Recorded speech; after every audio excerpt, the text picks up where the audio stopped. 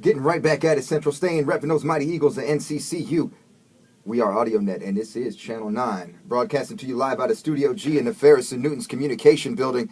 This is The People Show, and you're rocking with your boy DJGJ, a.k.a. the Cobra Commander, a.k.a. DJGJ. You already know what it is, guys. We were breaking down Game 6 between the Miami Heat and the San Antonio Spurs when we last left off.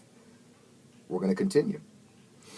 Now, having said everything that we did say about LeBron, having said everything we said about Ray Allen, Chris Bosh, you can't leave Bosh out. I know I rag on Chris Bosh almost every show. I call him Christina. He's Christina Bosh to me. Very effeminate. Whatever. The point is, last night, he had some key offensive rebounds. And that last block against Danny Green in the final frame, I mean, come on. Chris Bosh, way to step up to the plate, my friend. Well done.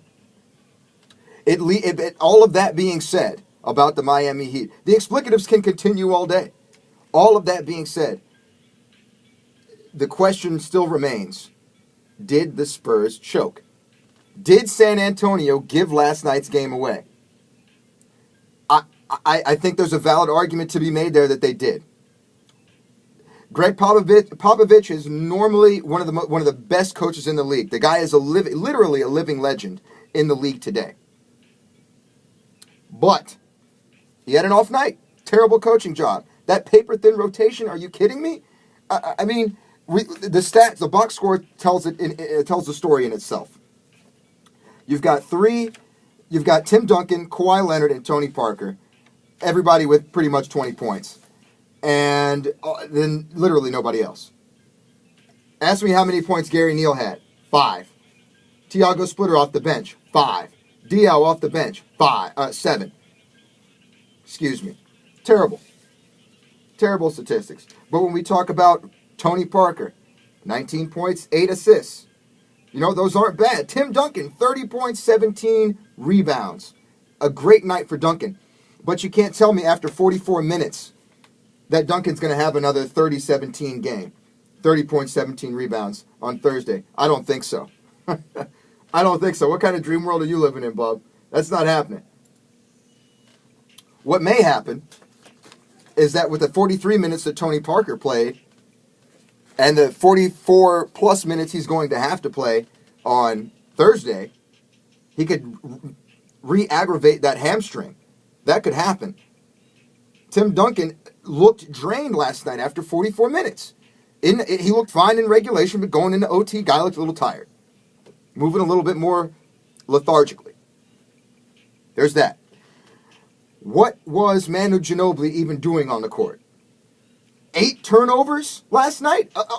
Just abhorrent. Can't do it. Can't do it, won't do it. Can't coach with him, can't play with him. Somebody cue the Mike Singletary right now, because it was just unacceptable on Manu Ginobili's part, and he should have been benched for the way he was playing. The Spurs carried a 10-point lead going into the fourth quarter, but they watched it all dissipate over the next 12 minutes. San Antonio's meager 5-point showing in overtime it wasn't enough to ward off the off the backs against the wall Miami Heat. They couldn't get it done in overtime, and they certainly couldn't get it done in the fourth quarter. They won 3/4 of that game last night and lost it in 12 minutes. I felt like going into OT that they had no chance. I felt like this was a rejuvenated and resurgent Heat team going into OT at the end of regulation last night. Good stuff. There's a bunch of what-ifs we can play. There's a bunch of what-ifs we can ask. We can play that game. What if Popovich hadn't benched Duncan with 28 seconds left and the Spurs holding a 5-point lead? I mean, given that Spoelstra had benched Bosh during the same stretch, it would have been a tough matchup, but it's hard to imagine Tim Duncan not tracking down and finding at least one of those 2 crucial offensive boards that set up LeBron James and Ray Allen's 3-point bombs. There's another what if. What if what if Popovich had left Tony Parker on the floor for the entire final 79 seconds of OT rather than pull him twice with a title on the line? What are you doing, Pop? Are you really... What? I know all the analysts yesterday were saying and asking, is Pop going to pull his starters for Game 6? Is he just going to give it away? Absolutely not. Not Greg Popovich. I was saying in my head, no way. They're going for the jugular. If I'm Popovich, I pull my big three aside before the game, and I say, go for the jugular. Choke, kill, maim, destroy, die. I want Miami crying as they walk off the field. Walk off the court, rather. Didn't happen last night. Popovich pulls Parker, sends in Ginobili. It puts the ball in Ginobili's hands, who coughs up 8 turnovers. Okay? Just bad coaching decisions, bad player decisions, bad personnel decisions. There's not going to be another 30-point, 17-rebound effort coming from Duncan. It's just not happening. That's not just my opinion. Look at the body of work that he's put forth over the last 2 months. The facts are the facts. The stats are the stats. Kawhi Leonard, 22 points, 11 rebounds. Ask me when the last time was that he put up a 2010 game. Back in April 4th against OKC in a loss to OKC. Terrible. Would another disastrous Game 7 from Manu Ginobili surprise anybody? I just don't think so. He's been a non-factor in 5 of the 6 games out of this series anyway. I don't think another bad game from Manu Ginobili is really going to surprise anybody. And I really do think it's time for the San Antonio Spurs to cut all ties with Manu Ginobili. There it is.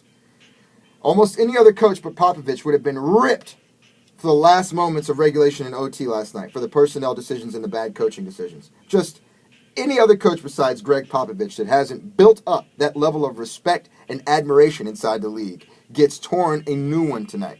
And the reporters were actually asking some fairly pointed questions in the post-game interview last night with Greg Popovich, but in normal Pop style, he was very argumentative, very short, very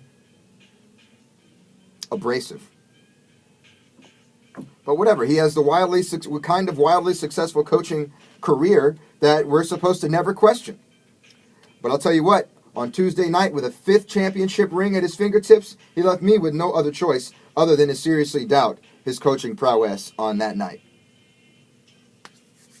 There it is, Central. I just let you know how I feel. Let me know how you feel. Give me a call, 919-530-7449. The number again is 919-530-7449. If you want to comment or request something you want to hear, that's cool. Hit me up on the Twitter at AudioNet_9 or G Jones or at G Jones 007. No space or underscore necessary. You can listen to us anywhere in the world online at www.nccuaudionet.org. Guys, we are your student and information station. And when we come back on the other side of this music break, we're going to talk about some takeaways from Game 6 just some notes I took last night while watching the game. We're going to discuss them. We're going to talk about them. Feel free to call in and comment on them. Love to hear it. Love to field those kind of calls. Stay tuned, guys. This is AudioNet, Channel 9. We're getting it in today. Yeah.